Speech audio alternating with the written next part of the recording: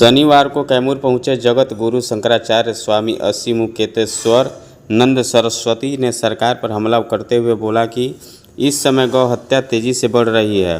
सत्ता में बैठे सत्ताधारी गौ माता की रक्षा करने में पूर्णतः विफल रही है, जिससे सनातनियों की विश्वास एनडीए से उठता जा रहा है। साथ ही कहा कि बिहार विधानसभा चुनाव को देखते हुए बिहार का दौरा कर रहे हैं। सनातनियों से अपील करते हुए कहा कि गौ रक्षा की बात करें और वैसे ही को वोट करें। आइए सुनते हैं उनके मुख से। इस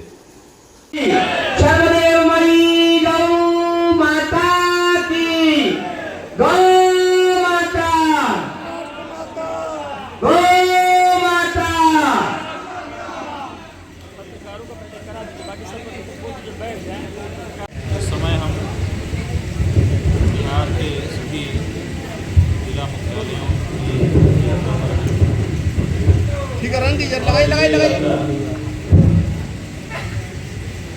गौ माता के लिए मतदान करने के लिए सनातनी जनता को प्रेरित करने के लिए हम कर रहे हैं। मिथिला से भगवती सीता जी की आविर्भाव स्थली सीतामढ़ी से उनकी पूजा करके आशीर्वाद लेकर के हमने ये यात्रा आरम्भ की। लगभग 15-16 जिला मुख्यालयों से होते हुए आज हम कैमूर आए हैं हुआ और यहाँ के लोगों से संवाद स्थापित करना है। हमारा ये कहना है कि हम धार्मिक लोगों को किसी भी कार्य को करने के पहले विचार करने का नियम कि जो कार्य हम करने जा रहे हैं वो कार्य हमको पुण्य रूपी फल देगा कि पाप रूपी फल देगा। कोई भी कार्य जब हम करते हैं तो ये विचार पहले करते हैं। हम भोजन भी करते हैं तो विचार करते हैं कि इस भोजन से हमें पुण्य मिलेगा कि पाप मिलेगा।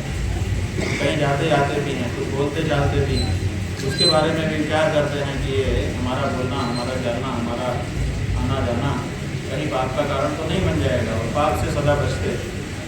अब एक महत्वपूर्ण अवसर आ रहा है हमारे जीवन में कि हमको विधानसभा के लिए चुनाव लेना है।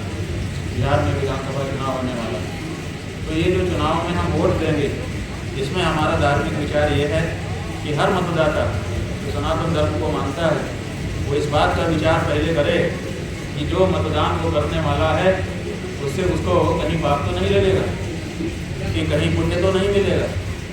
ये विचार आवश्यक है, क्योंकि जो मतदान हम देते हैं वो क्या होता है, वो हमारा बल होता है। जो हम राजनीतिक रूप से अपना बल किसी प्रत्याशी को देते हैं और अगर उसके पास ज़्यादा बल हो जाता है, बहुमत हो जाता है, तो वो विधायक के रूप में चुना जाता है और विधानसभा का सदस्य होता है। उसी विधानसभा में हमारे राज्य के नियम बनते हैं और अगर लोकसभा के लिए हम वोट देते हैं तो लोकसभा में जो सदस्य जाता है वहाँ जा कर के देश भर के लिए कानून नियम बनाता है।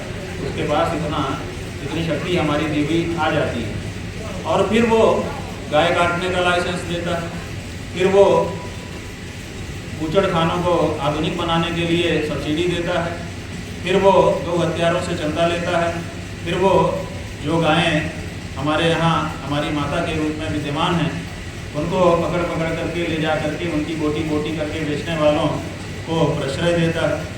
अगर ये सब हमारा वो व्यक्ति जिसको हमने मतदान किया है वो करता है तो स्वाभाविक है कि उसके पाप के भागीदार हम भी आंशिक रूप से हो जाते हैं।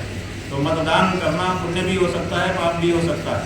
अगर किसी गौरक्षक को हम वोट देंगे तो गौरक्षा का पुण्य हमको मिलेगा और अगर गौरक्षक को वोट नहीं देंगे, जैसे अभी तक देते चले आए हैं वैसे ही दे देंगे, तो अभी तक का अनुभव यही है कि जितनी भी सरकारें हमारे द्वारा चुनी गई, हमारे द्वारा का मतलब हम हिंदुओं के द्वारा, हम गौ भक्तों के द्वारा, उन सब ने गौ माता की हत्या को बढ़ावा दिया है और कहीं ना कहीं हमको भी गौ हत्या का पापी बनाया है। तो आने वाले विधानसभा चुनाव में जो लोग पाप पुण्य का विचार करके कार्य करते हैं, लोग परलोक की चिंता करते हैं, उनके सामने ये बात स्पष्टता से निरूपित करने के लिए ये यात्रा हम कर रहे हैं। जो लोग हमारी बात को समझ रहे हैं वो गौ मतदाता के रूप में संकल्पित हो रहे हैं। आशय ये है कि आने वाले विधानसभा चुनाव में वो वोट तो जरूर देंगे, लेकिन उसी प्रत्याशी को देंगे जो गौ माता की रक्षा की शपथ लेकर के भरोसा दिला देगा।